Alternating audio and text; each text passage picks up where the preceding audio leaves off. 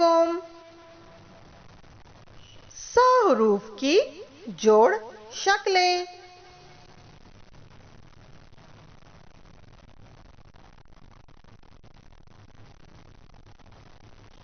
बच्चों, ये स हरूफ की निस्फ शक्लें हैं और स हरूफ के दोनों जानिब हुर्फ जोड़े जाते हैं और उनसे बामानी लफ्ज बना सकते हैं, जिसकी कुछ मिसालें मैं बता रही हूँ।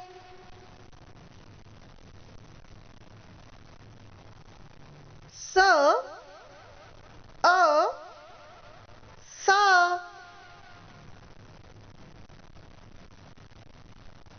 स, ब, सब,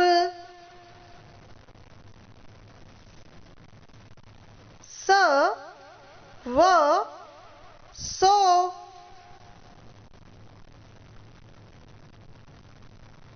स, र, सर,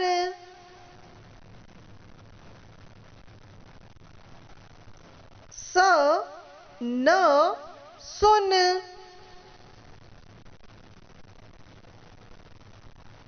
स, ल, सिल, स, म, सम,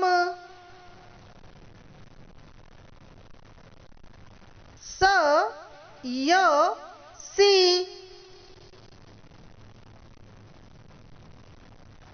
स, य, से।